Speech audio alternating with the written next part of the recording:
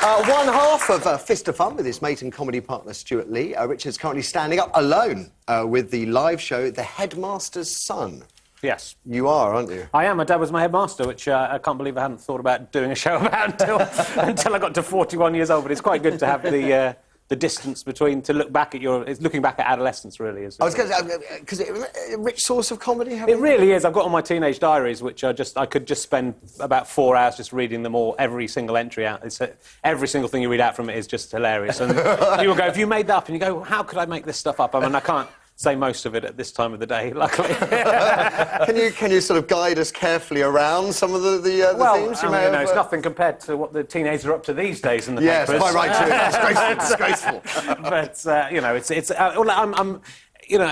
that mixture of arrogance and self-pity, you know, so I'm kind of comparing myself to Jesus and Gandhi one day. I'd say I wish I could have met Gandhi. I think we would have had a lot to share, which, as a 14-year-old, you know, I think maybe he had more to say than I did. So it's kind of it's interesting to see that lack of self-awareness, but also there's a sweetness. I think, you know, there's some horrible stuff in there. There's some sweet stuff. Yeah, I think I don't know of another guy that kept a diary, because I think the one thing I would think about would be it would be so dangerous if it fell into the wrong hands. Yeah, well, I mean, you are sort of terrified about it, even a little bit now, and it's weird reading it out, and once you've overcome that hurdle of going, I'm going to read out really personal things, you realise that this happened a long time ago, and actually it's the shared experience that we were all idiots when we were teenagers and did ridiculous things, but at the time we think we're the only one, we're writing these secrets in the diary and thinking... It is the fear that one day they're going to be discovered by a comedian and have them read out.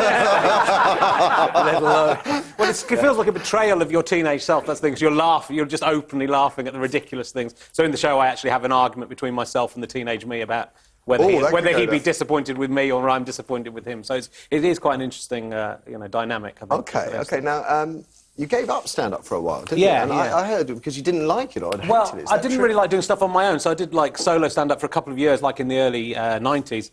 And it's difficult, you know, you did well sometimes, but when you do badly, it's so horrible. And then I started doing the double act. But you say so horrible that you take it personally? Yeah, but, you know, and you're on your own, and it's a really difficult thing going to the clubs, and people don't, you know, and sometimes you're being booed before you even got on stage, you know, when you're starting out.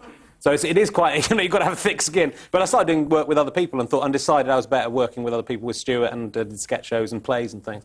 And then just in the last sort of four or five years, I decided I should have another go going back to it. And because you no longer care what people think, or because you don't get booed on arrival? Well, I don't get booed anymore, luckily. But also, it was like a big thing, a big hurdle to overcome. I did a show a few years ago where I did lots of challenges, and then I thought, why am I not doing stand-up? And, you know, to actually put yourself in an area where you're not comfortable. And I'm so glad I did it, because it's this brilliant outlet for performance. You can go out and just perform it any time, you know, every single night, and I can think of an idea now and be doing it on stage tonight, you know, so which doesn't work with... And it's good to face fears. It's good to face fears. Yeah. And in between, when you weren't doing this, weren't doing the comedy, true that you were making money from archaeology, or no, because I was going to say no one makes money from archaeology, do they? Well, only the people who steal stuff from sites we're going to get onto later. No, I did an archaeological digs when I was about 18 or 19, in my year off. But no, I didn't. I wrote a play about archaeology in about 10, 15 years ago, which didn't make any money. But it was very good. So, did it feature people in outrageous jumpers? Because that seems to be synonymous with well, actually, it featured me with absolutely no clothes on. I did a scene where I was completely naked, so that was... that woke up your attention, didn't it, Carol? Morning! And what has been your worst ever job, then? I had quite a few early on. I did advertising sales, which I hated for about 3 weeks. That was my last proper job where I got kind of sacked from that because I didn't sell anything. I'd picked mushrooms. I've done all sorts of really... I had a nice job where I was working in a lighthouse manufacturing company in Brentford. A lighthouse manufacturing... They made parts for lighthouses, which was a great job. I heard as well you did the phone book, is that right? You wrote I wrote the West London phone book in 1989 to 90. But not all of it, and it wasn't exactly writing. I didn't make it up. I had to copy it. Very small. My friend Stuart Lee was in the phone book for that area, and I changed his name from Stuart Lee to Stuart Wee. That was the best thing I did. So in that, if you look up... I can almost hear the police sirens coming for you now. Does it? He obviously knows. He does know. Well, in fact, we were hoping that someone would, like a kid, would ring up and go, "Aha, you're Mr. Wee," and he'd go, "No, I'm not. I'm Mr. Lee. So the joke's on you." But no one. Someone actually tried to sell him a bed once, thinking he was called Mr. Wee. I have to say, as a child, I can remember flicking through phone books trying to find people with ridiculous Yeah. names As a to call. child, I keep on doing that. Rainy afternoons. So it's good to have you with us. Right, we've got the Daily Telegraph front page. Cap bank bonuses at £2,000, says Cameron. That would be popular. Well, yeah, he's saying that the Royal Bank of Scotland took £20 billion from the state, is paying staff bonuses as well, which seems wrong. I'm not sure I agree that it should cap it, but I think maybe if they lose money, they should have to pay out of their actual wages. How about that? It would be a nice change. I mean, what gets me is I think 2,000 seems very low for if we're going to motivate high-earning bankers or high-value bankers to do their trade. Do we have to reward them with seven-figure payouts? Well, reward them if they make money, I suppose, but not if they lose loads of money. I mean, maybe they should start paying some of their money to the people who've all lost their jobs as a result of their greed and their messing up. Yeah, wouldn't that be nice? But that's not going to happen. No. It's like the banks have some special, it's not fair, we need to get our money, the interest rates are cut, but we're not going to pass that on too much to the customers. So it seems that as long as they're making money, it's fine. I'm still troubled by this sort of, the idea of banks saving banks, and then those banks being dragged down. So you've got Lloyds was in a reasonably strong position. It takes over HBOS because the government says it's the only way to keep HBOS, keep it alive. And the next thing we know, Lloyds is being dragged into effectively state, and it could be dragged into state ownership. And it just seems crazy. Back to bartering, I say. That's what we should get rid of all money. I tried the other day. They weren't having any at an underwear shop. Depends what you're trying to give in your old underwear. Well, no, I bought more than one set of underwear for my lovely girlfriend, and they had some stockings. And the thing is, do you want to buy some stockings? I said, no, but having spent X amount, hundreds of pounds on underwear, it'd be nice if you could chuck a pair in. Oh, no, we don't do that. I said, well, I won't come back then. All right, fine. Good business. Not. Right. Anything else? Anyway, Yes, the bra and knickers look great on me, Steve. I can tell you, dying to know. The little tassels.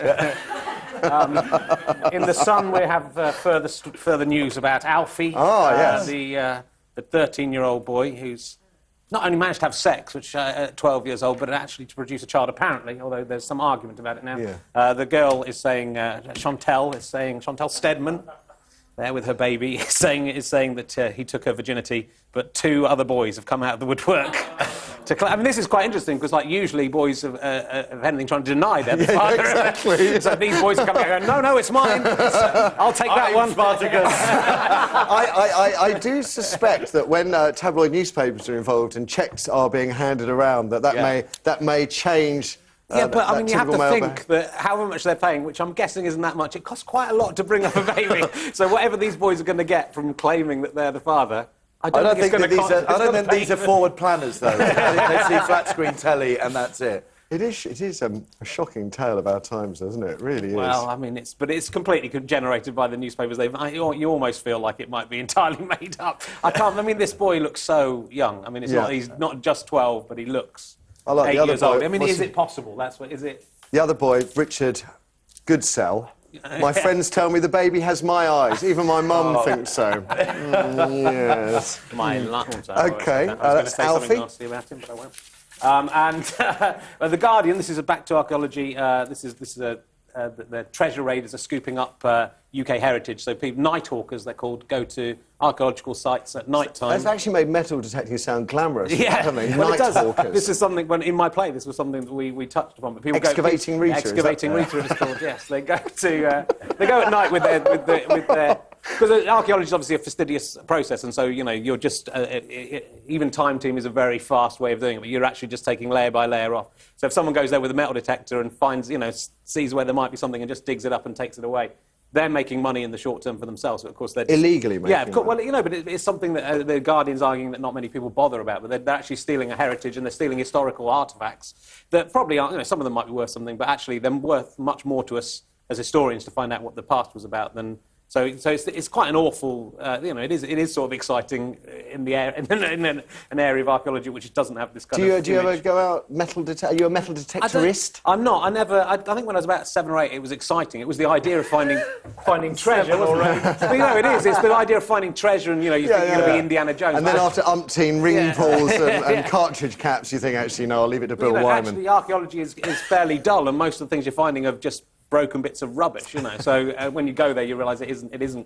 When you actually do it, you realise it isn't like that. Okay. But to actually desecrate the site, even to dig something up and find there's nothing there, you're destroying evidence that will, give us an insight into the past. Which, so it should be. I can tell you care. I can I feel. do care, I can feel. but it's a very difficult thing to police, obviously, because you can't have policemen sort of sitting around in the middle of the field. But they generally just tend to be out in the middle of nowhere. So it's okay. And one more from you. And back from the sun.